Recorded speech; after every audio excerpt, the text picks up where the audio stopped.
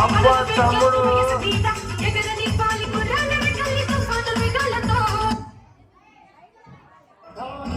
ఏమిటిది? ఎందుకు ఇలా చేస్తున్నారు? ఆధునికత పేరుతో చెడు అలవాట్లకు బానిసలై విచ్చలవిడిగా తిరుగుతూ తాగుతూ మత్తు పదార్థాలకు బానిసలైపోవడం ఆధునికత అంటారా? ఎటువంటి సాంప్రదాయ కుటుంబంలో జన్మించారో మీకు తెలుసా? మన పూర్వీకులు భగవంతుని దారిలో నడుస్తూ ఆనాటి సమాజంలోని మూఢ విశ్వాసాలపై ఎటువంటి పోరాటం చేశారో మీకు తెలుసా? మన అందరి మార్గదర్శి అయిన దీనదాసి జ్ఞానమ్మ ఎటువంటి త్యాగాలు చేసిందో, ఆనాటి సమాజంలో మార్పులకు కృషి చేసిందో మీకు తెలుసా?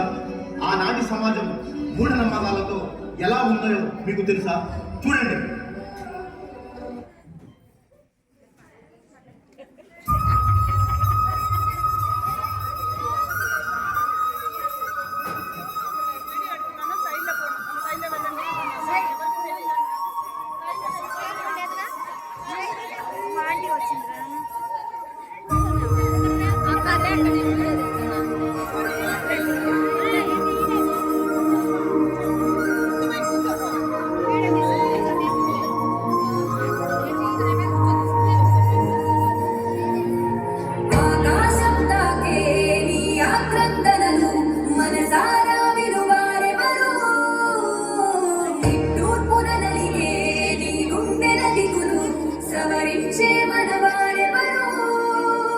కళమారుతున్న జీవితం కలకలో విచారణ, కలలు కన్న కనులకు నీటి చెమ్మ తగిలిన, వెలుతురైన ప్రతిదినం చూపుతోన్న వేదన, అందమైన బతుకున అలజడి కలరేగన.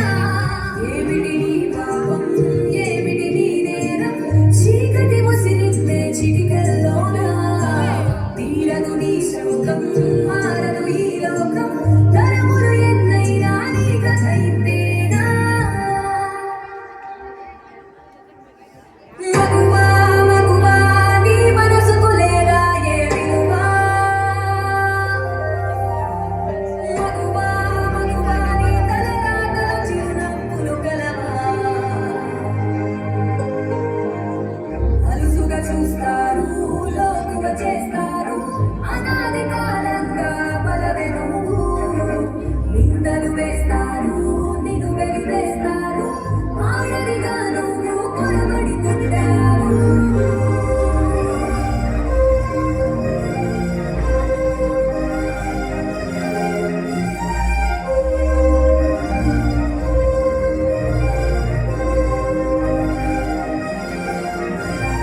మగువా మగువా నీ మనసుకు లేదా ఏ విలువ?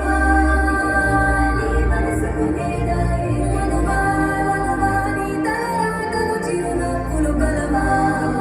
నీ తలరాతలు చిరునవ్వులు కలవా?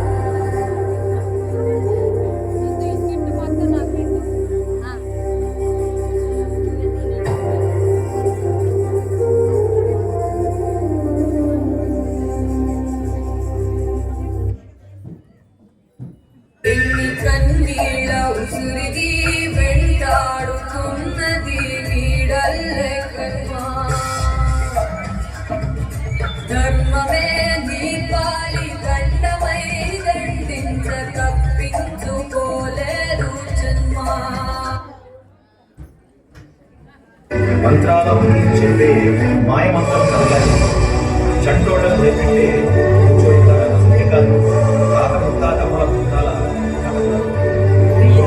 దయ్యం వచ్చే అలా కనగానిది మంచితనానికి మారుపేరైన దీనదాసి మన అమ్మ కదా. ఇది వెలుగు లేని వెన్నెల ఎలా, దేవుడు లేని కోవెల ఎలా, ప్రాణం లేని జీవం ఎలా, స్త్రీ శక్తి లేని సమాజం ఎలా? నేను మాత్రమే బాగుండాలి స్వార్థం, నా తోటి వారు కూడా బాగుండాలి మానవత్వం, నాతో పాటు సమాజం మొత్తం బాగుండాలి జ్ఞానమతత్వం. నేను నా అనే పదాలకు స్వస్తి చెప్పి మా మన అనే పదాలకు నిజమైన అర్థాన్ని చేకూర్చిన మా అమ్మ జ్ఞానమ్మ.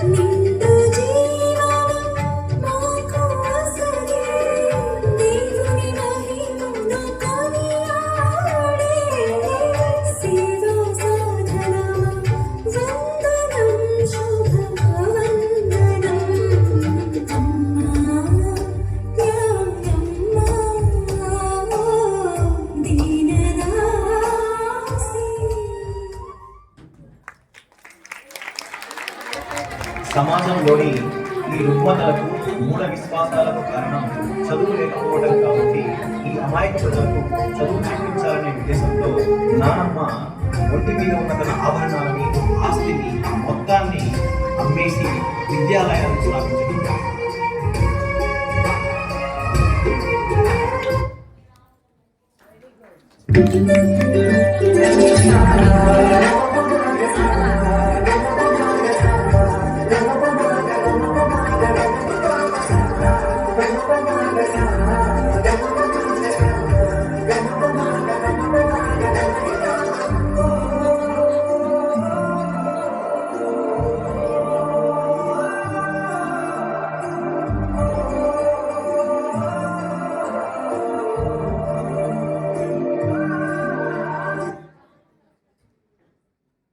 ముంతాజ్ మీద ఉన్న ప్రేమకు ప్రతీకగా షాజహాన్ తాజ్మహల్ మాత్రమే కట్టించాడు. కానీ మన నానమ్మ మాత్రం మనిషి జీవన శైలిని మార్చేది కేవలం చదువు మాత్రమే అనే ఉద్దేశంతో విద్యాలయాలను స్థాపించింది. కానీ ఈ సామాజిక రుగ్మతలు రోజు రోజుకు రూపం మార్చుకుంటూనే ఉన్నాయి. అవి ఎలా ఉన్నాయో చూద్దాం రండి. ఈ దుర్యోధన దుశ్శాసన దుర్వినీత లోకంలో రక్తాశులు చిందిస్తూ రాస్తున్న శోకంతో మరో మహాభారతం ఆరవ వేదం మానభంగ పర్వంలో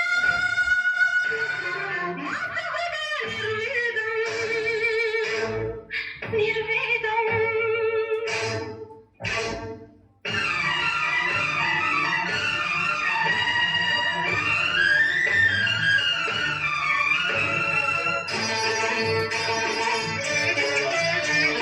పుడుతూనే పాలకేసి పుట్టి చంపాలకేసి తిరిగి పెద్ద కాగానే